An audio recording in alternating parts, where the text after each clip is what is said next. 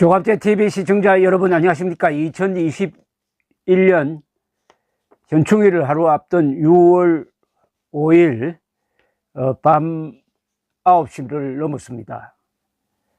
문재인 대통령이 3.1절이나 현충일이나 6.25나 8.15나 5.18이나 이런 날 연설을 하게 예정되어 있으면 며칠 전부터 머리가 아픕니다.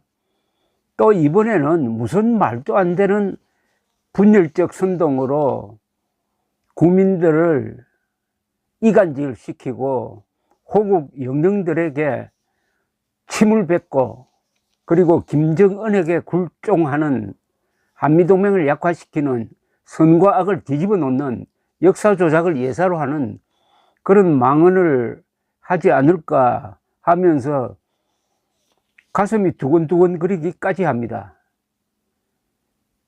내일 6월 6일 또 무슨 말을 할지 참 기대가 되고, 또 그 발언이 나오면은 저는 또 열심히 그걸 반박하는 방송도 하고 글을 써야 하니까 상당히 고단합니다. 하지 않아도 될 일을 시키는 사람이 이 문재인이라는 사람입니다. 대통령 잘못 뽑으면은 이렇게 국민들이 스트레스를 받습니다.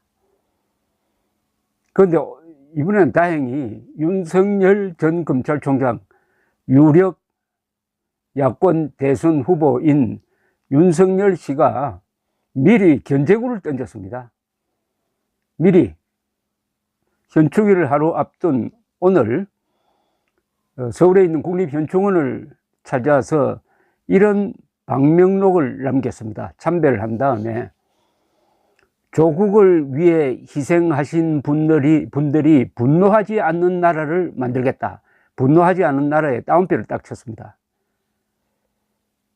지하 무명 용사비와 위패 봉안실에 헌화하고 참배한 다음에 일반 묘역에서는 월남전 그리고 대간첩작전 전사자 유족들을 만나서 위로했다고 합니다. 여기서 조국을 위해 희생하신 분들이 누구겠습니까? 거의 대부분이 한국전에서 전사한, 월남전에서 전사한, 그리고 대간첩작전에서 전사한, 그리고 4.3 진압 과정에서 전사한 이 군인들을 가리킵니다. 이들이 분노한다면 그 분노는 누구를 향한 분노겠습니까?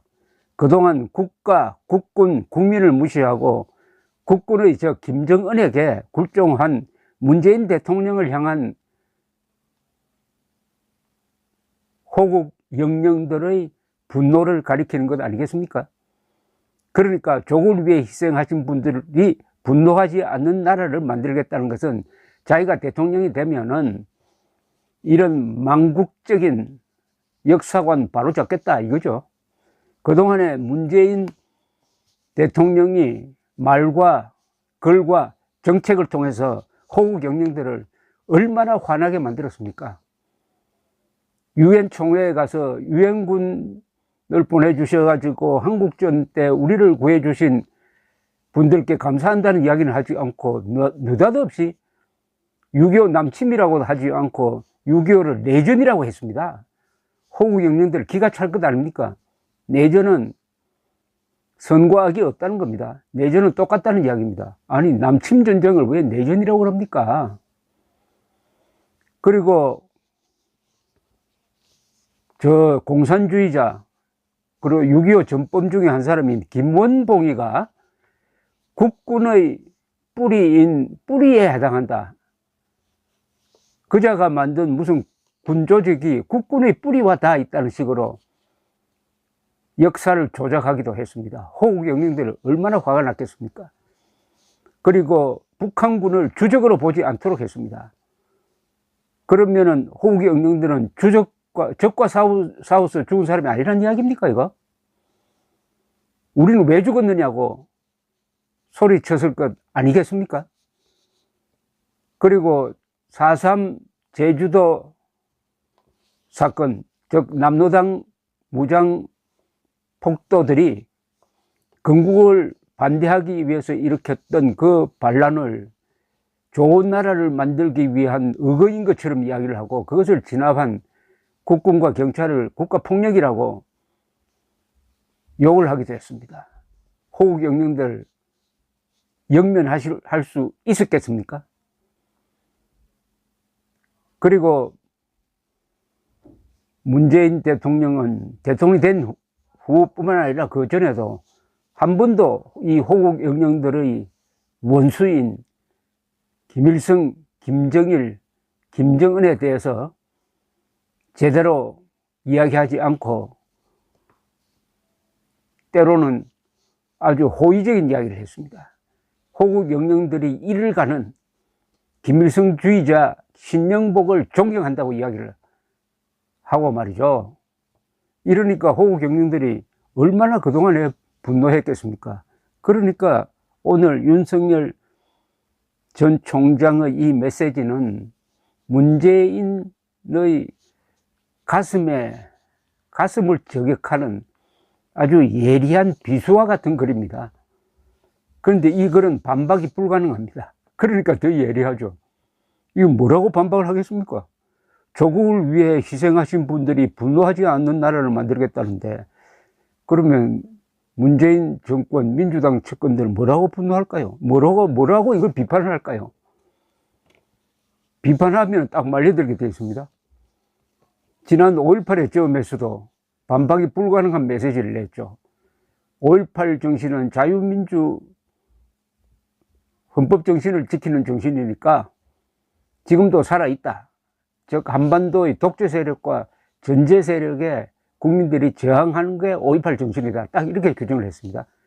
독재화되어 가고 있는 문재인, 전제 김정은을 한 묶음으로 묶어가지고 5.18 정신으로 문재인, 김정은 반대하자 하는 이야기를 했더니 난데없이 여기저기서 시비를 걸고 나왔는데 다 헛발질하고 말았습니다. 왜냐? 이것은 하나의 대원칙을 천명하는 것이기 때문에 이런 것은 비판을 하는 게 아닙니다. 비판을 하면은 딱 말려드는 게, 예컨대 조국을 위해 희생하신 분들이 분노하지 않는 나라를 만들겠다. 왜 이렇게 건방진 이야기를 하느냐? 조국을 위해 희생하신 분들이 지금 편안하게 잘 살고 있는데, 잘 영면하고 계시는데 왜 분노한다고 거짓말을 했느냐? 이렇게는 이제 비판할 수 있을 겁니다. 그러나 그러면은 그게 먹혀들겠습니까? 이 말에 얼마나 많은 사람들이 공감하고 있습니까? 얼마나 많은 유족들이, 그리고 안보단체 사람들이 지금 그 분노를 꾹꾹 누르고 이 정권 끝나는 날을 기다리고 있겠습니까? 문재인 대통령이 지금까지 해온 행동은 대한민국 세력과 김일성 세력이 대결하는 데 있어서 김일성 세력 편에 섰다는 의심을 자초하고 있습니다. 김일성 세력 편에 서 있다. 김일성, 김정일, 김정은을 반대하는 사람들을 감옥에 보내고, 김일성, 김정일, 김정은에게 충성했던 사람을 보호하고, 그럼 호국 영령들이 화를 내지 않을 수가 있겠습니까? 다행히 호국 영령들이 윤석열이라는 좋은 대변인을 만났습니다. 호국 영령들이 화를 내지 않도록 하는 그런 세상을 만들겠다는 이야기 아니겠습니까? 이것은 윤석열 씨가 대통령 되면은 안보 문제, 이념 문제 확실히 잡겠다는 뜻으로 해석이 됩니다. 어쨌든 윤석열 씨의 정치적 메시지는 고단수입니다. 문장이 짧아요. 그러나 함축된 의미가 큽니다. 감사합니다.